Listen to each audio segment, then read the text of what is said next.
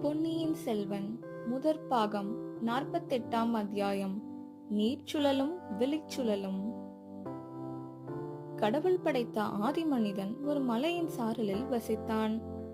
மலைக்கும் காற்றுக்கும் அவனுக்கு மலைக்குகை அடைக்கலம் தந்தது.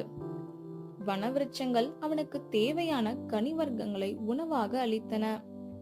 காட்டு மிருகங்கள் அவனை கண்டு நடுநடுங்கின. வானத்து பறவைகளைப் போல் அவன் சுயேட்சையாக ஒரு குறையும் இல்லாமல் வாழ்ந்து வந்தான். ஆயினும் அவனுடைய உள்ளத்தின் உள்ளே ஏதோ ஒரு குறை, இனந்தெரியாத ஒரு வகை தாபம் இடைவிடாமல் குடிக்கொண்டிருந்தது. ஏதோ ஒரு காந்த சக்தி அவனை கவர்ந்து இழுத்துக் கொண்டிருந்தது. ஏதோ ஓர் அரிய பொருளை இதுவரை பார்த்தும் அனுபவித்ததும் அறியாத இன்பத்தை அவனுடைய இதயம் தேடிக்கொண்டிருந்தது. பகலில் அதை பற்றி கற்பனை செய்தான், இரவில் அதை பற்றி கனவு கண்டான். எனக்காகவே படைக்கப்பட்ட அந்த அற்புத பொருளை, கற்பக கனியை, என்னை கவர்ந்தெழுக்கும் காந்தத்தை எங்கே காண்பேன், எப்போது காண்பேன் என்று அவன் இதயம் ஏங்கி தவித்துக் கொண்டிருந்தது. ஆதி மனிதனை படைத்த அதே சமயத்தில் இறைவன் ஆதிஸ்திரியையும் படைத்தார். மலையின் மற்றொரு பக்கத்து சாரலில் அவள் வசித்து வந்தாள். பசிக்கு உணவும் தாகத்துக்கு சுனை நீரும் தங்கியிருக்க மலைக்குகையும் அவளுக்கு இருந்தன. வெளிப்படையாக பார்த்தால் ஒரு குறையும் இல்லை. ஆனால் உள்ளத்தினுள்ளே ஒரு தீப்பிழம்பு ஜுவாலை விட்டு அவளை எரித்துக் கொண்டிருந்தது. ஏதோ ஒரு சக்தி அவளை கவர்ந்தெழுத்துக் கொண்டிருந்தது. அச்சக்தி எங்கிருந்து அவளை இழுக்கிறது, எந்த திசையை நோக்கி இழுக்கிறது என்பது ஒன்றும் தெரியவில்லை. ஆதி மனிதனுக்கும் ஆதிஸ்திரிக்கும் இடையில் ஒரு பெரிய மலை ஓங்கி நின்று ஒருவரையொருவர் சந்திக்க முடியாமல் தடுத்துக் கொண்டிருந்தது. வெயிற்காலத்தில் ஒரு நாள் இயற்கை நியதி காரணமாக காட்டில் தீ மூண்டு நாலாபுறமும் பரவத் தொடங்கியது. மலையை சுற்றி நெருப்பு அதிவேகமாக பரவி வந்தது. மனிதனும் ஸ்திரீயும் காட்டுக்குள் போனால் ஆபத்துக்குள்ளாவோம் என்று உணர்ந்து மலை மேல் ஏறினார்கள். மலையின் உச்சியில் அவர்கள் ஒருவரையொருவர் பார்த்தார்கள். பார்த்த கண்கள் பார்த்தபடி கண் கொட்டாமல் நின்றார்கள். காட்டுத்தீயை மறந்தார்கள். எதற்காக மலை உச்சியில் ஏறினோம் என்பதையும் மறந்தார்கள். பசி தாகங்களை அடியோடு மறந்தார்கள். இத்தனை காலமும் தாங்கள் உயிர் வாழ்ந்ததெல்லாம் இந்த ஒரு சந்திப்புக்காகவே என்பதை உணர்ந்தார்கள். தங்களை கவர்ந்தெழுத்த இனந்தெரியாத சக்தி இதுதான் என்பதையும் தெரிந்து கொண்டார்கள். தங்களில் ஒருவரிடம் உள்ள குறையை இன்னொருவரால் இட்டு நிரப்பி பூர்த்தி செய்ய முடியும் என்பதை அறிந்தார்கள். இவ்விதம் ஒன்று சேர்ந்து விட்டவர்களை இனி பிரிக்கக்கூடிய சக்தி உலகில் வேறொன்றும் கிடையாது என்பதையும் உறுதியாக உணர்ந்தார்கள். இந்த அற்புத காட்சியை பார்த்து கொண்டிருந்த படைப்புக் கடவுளான பிரம்மதேவர் தாம் ஆரம்பித்த வேலை நல்ல முறையில் தொடங்கிவிட்டது என்பதை அறிந்து பரிபூரண திருப்தியடைந்தார். மேற்கூறிய ஆதி மனிதனையும் ஆதிஸ்திரியையும் ஒத்திருந்தார்கள் அந்த நேரத்தில் நம் வல்லவரையனும் குந்தவை தேவியும். இப்பூ உலகில் தாங்கள் பிறந்து வளர்ந்ததெல்லாம் இந்த நிமிஷத்துக்காகவே, இந்த சந்திப்புக்காகவே என்பதை அவர்களுடைய உள்ளுணர்ச்சி உணர்த்தியது. ஆனால் ஆதி மனிதனையும் ஆதிஸ்திரியையும் போலின்றி அவர்கள் நாகரிக வாழ்க்கையை மேற்கொண்டவர்கள் அல்லவா? ஆகையால் தங்களுடைய பரஸ்பர அந்தஸ்தில் இருந்த வேற்றுமையை அவர்களால் மறக்க முடியவில்லை. முழுதும் உணர்ச்சி வசப்பட்டு மனதை கட்டுக்கடங்காமல் அவர்கள் விட்டுவிடவில்லை. ஒரு கணம் ஒருவரையொருவர் பார்த்து கண்ணோடு கண் சேர்வதும், அடுத்த கணத்தில் தங்கள் கண்களை திருப்பி அக்கம் பக்கத்தில் இருந்த பூ, மரம், பட்டுப்பூச்சி, ஓடை முதலியவற்றை பார்ப்பதுமாயிருந்தார்கள். ஈசான செவபட்டர் தொண்டையை கனைத்த பிறகுதான் இருவரும் ஏதோ ஒரு முக்கியமான காரியம் பற்றி இங்கே சந்திக்கிறோம் என்பதை ஞாபகப்படுத்திக் கொண்டார்கள். நீர் என்னை தனிமையில் பார்க்க வேண்டும் என்று ஈசான பட்டரிடம் தெரிவித்தது உண்மையா என்று குரலை கடுமைப்படுத்திக் கொண்டு இளைய பிராட்டி வினவினாள். அந்த குரலின் கடுமையையும் அதிகார தோரணையும் வந்தியத்தேவனை நிமிர்ந்து நிற்கச் செய்தன. தாங்கள் யார் என்று தெரிந்தால் அல்லவா தங்களது கேள்விக்கு விடை சொல்லலாம். ஈசான பட்டர் என்னை தவறான இடத்துக்கு அழைத்து வந்து விட்டாரோ என்று ஐயுறுகிறேன் என்றான் அந்த வீரவாலிபன். எனக்கும் அவ்வித சந்தேகம் உண்டாகிறது. நீர் யாரை பார்க்க விரும்பினீர்? சோழர் தொல்குலத்தின் மங்காமணி விளக்கை, சுந்தர சோழ மன்னரின் செல்வத் திருமகளை, ஆதித்த கரிகாலருக்கு பின் பிறந்த சகோதரியை, அருள்மொழிவர்மரின் அருமை தமக்கையை, இளைய பிராட்டி குந்தவை தேவியை பார்க்க வேண்டும் என்று ஈசான சிவபட்டரிடம் சொன்னேன். குந்தவை பிராட்டி புன்னகை பூத்து, அவ்வளவு பெருமையையும் தாங்க முடியாமல் தாங்கிக் கொண்டிருப்பவள் நான்தான் என்றாள். அப்படியானால் குழந்தை சோதரர் வீட்டிலும் அரிசிலாற்றங்கரையிலும் நான் பார்த்த நாரிமணி தாங்கள் இல்லைதானே என்றான் வல்லவரையன். ஆமாம் ஆமாம், அந்த 2 இடத்திலும் அவ்வளவு மரியாதை குறைவாக தங்களிடம் நடந்து கொண்டவளும் நானேதான்.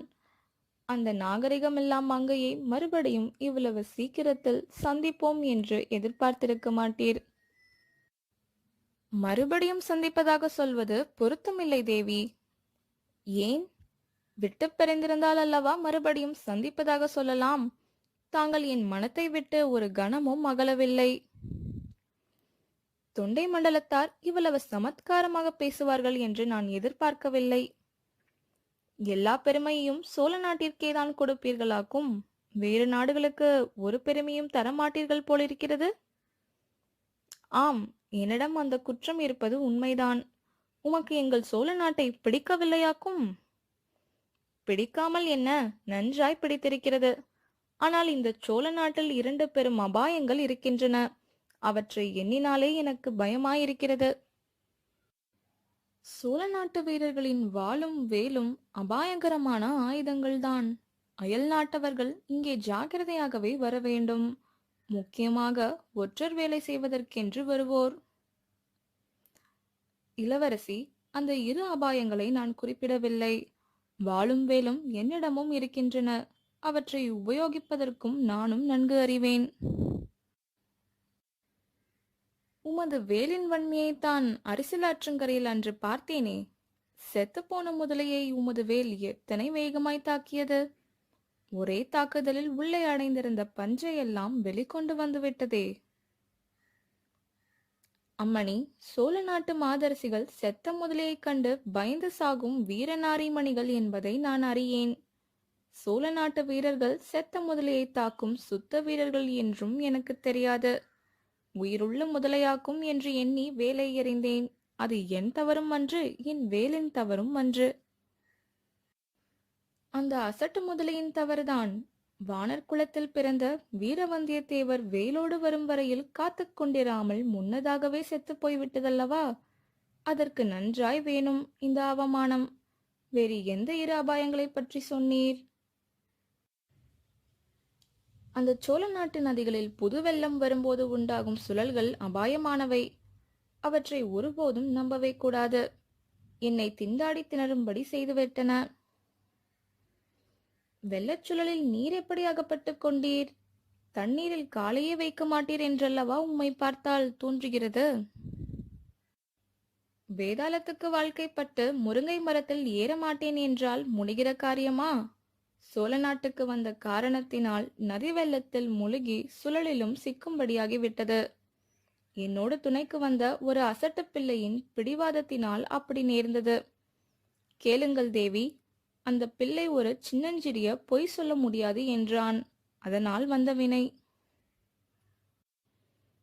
நீர் சொல்லுவது புதிராக இருக்கிறது. இன்னும் கொஞ்சம் விளக்கமாக சொன்னால் நல்லது. சொல்கிறேன்.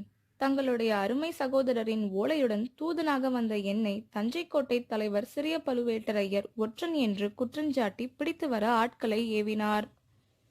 வந்த காரியம் பூர்த்தியாவதற்குள் சிறைப்பட நான் விரும்பவில்லை. ஆகையால் நான் தஞ்சையில் தங்கியிருந்த வீட்டில் உள்ள சிறுவனை வழிகாட்ட அழைத்து கொண்டு கிளம்பினேன். தஞ்சை நகரில் யாருடைய வீட்டில் தங்கினீர்? கோட்டைக்கு வெளியிலே பூக்கார பெண்மணி ஒருத்தியின் வீட்டில் தங்கினேன். அந்த அம்மாள் ஊமை. ஓஹோ, அவளுடைய பெயர்? அந்த அம்மாளின் பெயர் தெரியாது. ஆனால் அவளுடைய பிள்ளையின் பெயர் மட்டும் எனக்கு தெரியும்.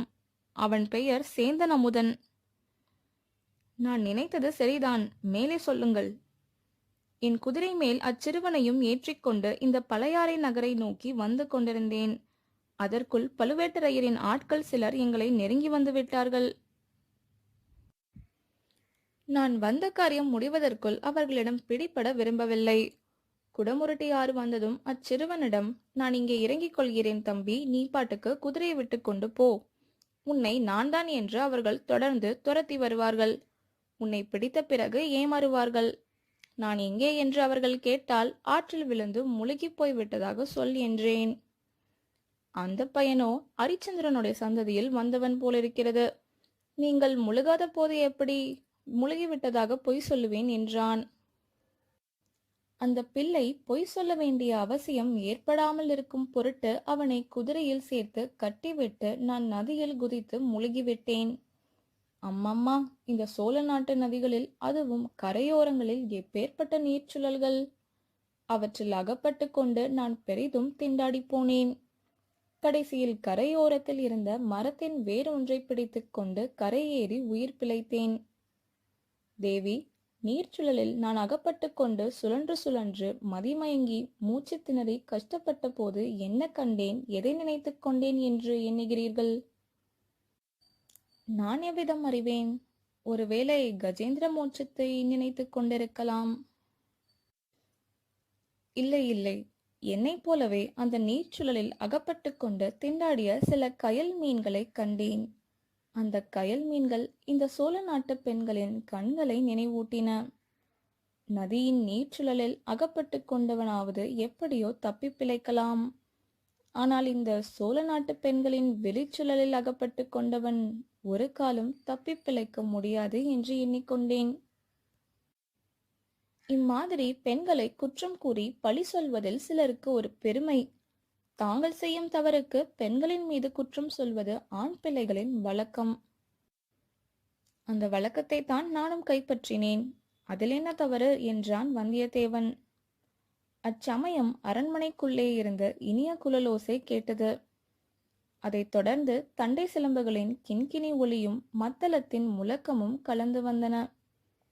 பின்னர் இளம் பெண்களின் இனிய குரல்கள் பல சேர்ந்து ஒலித்தன. சிலப்பதிகார காவியத்தில் உள்ள பின்வரும் ஆய்ச்சியர் குரவை பாடலை பாடினார்கள். கன்று குணிலா கனி உதிர்த்த மாயவன் இன்று நம் ஆணுள் வருமேல் அவன் வாயில் கொன்றையன் தீங்குழல் கேளாமோ தோழி. கொள்ளையன் சாரர் குறுந்தொசித்த மாயவன் எல்லை நம் ஆணுள் வருமேல் அவன் வாயில் முள்ளையும் தீங்குழல் கேளாமோ தோழி. பாடல் முடியும் வரையில் குந்தவையும் வந்தியத்தேவனும் அதன் இனிமையில் ஈடுபட்டு தம் வசமிழந்து நின்றார்கள். மறுபடியும் வாத்திய முழக்கத்துடன் ஆடல் தொடங்கியதற்கு அறிகுறியாக தண்டை சதங்கைகளின் ஒலி எழுந்தது. அரண்மனையில் குரவை கூத்து நடக்கிறது போலும். கடம்பூர் மாளிகையில் குரவை கூத்து ஒன்று பார்த்தேன். அது முற்றும் வேறு விதமாயிருந்தது என்றான் வல்லவரையன். ஆம், என் தோழிகள் குரவை கூத்து பயில்கிறார்கள். சீக்கிரத்தில் என்னை காணாமல் தேடத் தொடங்கிவிடுவார்கள். தாங்கள் வந்த காரியம் என்ன என்று இளைய பிராட்டி குந்தவை தேவி கேட்டாள். இதோ நான் வந்த காரியம் தங்கள் தமையனாரின் ஓலை. எத்தனையோ அபாயங்களுக்கு தப்பி நீர்ச்சுழல்கள் வெளிச்சுழல்களிலிருந்து காப்பாற்றி இதை கொண்டு வந்தேன் என்று வல்லவரையன் கூறி ஓலையை எடுத்து நீட்டினான். Hello friends, Ponniyin Selvan story உங்களுக்கு பிடிச்சிருந்ததுன்னா, இன்னும் நிறையா தெரிஞ்சுக்கணுன்னா கதைகள் பல அறிந்திட சேனல் சப்ஸ்கிரைப் பண்ணுங்கள், பெல் பட்டன் கிளிக் பண்ணுங்கள், லைக் அண்ட் ஷேர் பண்ணுங்கள். தேங்க்யூ.